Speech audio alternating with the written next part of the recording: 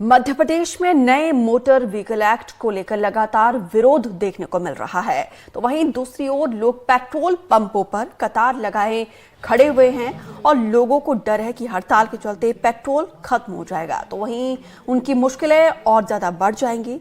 इसी बीच हमारे संवाददाता ने कलेक्टर के साथ साथ एसपी से बातचीत की। आइए सुनाते हैं।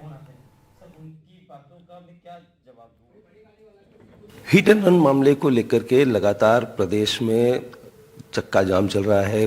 ट्रक जो है वो खड़े हुए हैं, लगातार जो है वो पेट्रोल पंपों के बाहर लाइनें लगी हुई हैं और हाल ही में कुछ देर पहले ही रतलाम जिला प्रशासन ने आंदोलनकारियों से, पेट्रोल पंप वालों से और तमाम लोगों से बातें की हैं।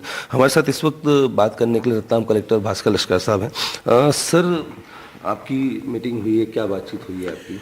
यह एक संयुक्त बैठक हमने सभी स्टेक होल्डर्स के साथ में औपचारिक रूप से भी बुलाई थी। इसके पहले भी उन लोगों से चर्चा अलग अलग स्तर पर हुई है।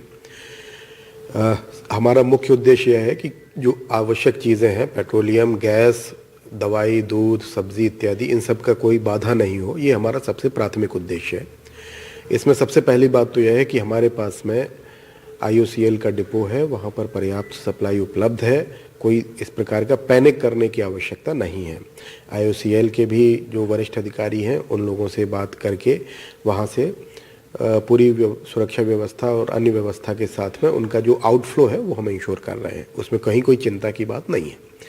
दूसरा बिंदु यह है कि जो ड्राइवर्स एसोसिएशन है, उनके द्वारा भी इस चीज़ पर उनको भी समझाइश दी गई है और उन्होंने भी इस चीज़ पर सहमति व्यक्त करी है कि किसी भी प्रकार का जो उनका विरोध की बात है वो कानून के दायरे में रख करके और बिना किसी अन्य आम जन को परेशानी किए वो उस तरीके से करेंगे। तीसरी महत्वपूर्ण बात यह है कि चक्का जाम की स्थिति आज दिन में कहीं पर भी पूरे दिन में पूरे ज़िले में कहीं नहीं बनी है, तो ये एक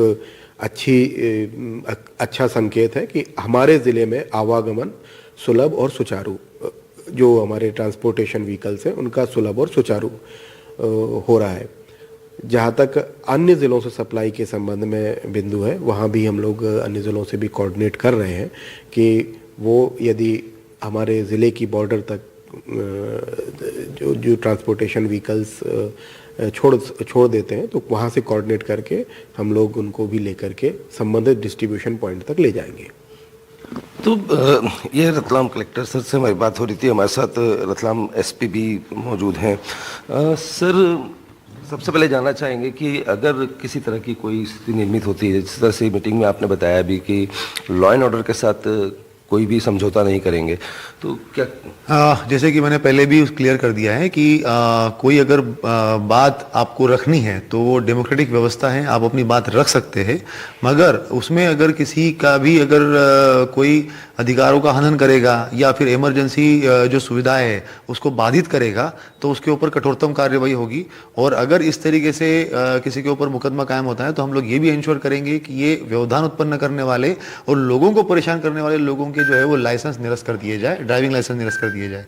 तो मैंने पहले भी सभी मीटिंग में भी हम लोगों ने कहा है कि आप लोगों का अधिकार है, आप अपनी बात रखिए बिल्कुल, और उसको हम लोग आगे तक भी पहुंचाएंगे, मगर कहीं पे भी कोई व्यवस्था बाधित करना, किसी को परेशान करना, जबरदस्ती उसके अंदर आंदोलन में शामिल करवाना, ये सब चीजें जो है वो कोई भी नहीं करेगा।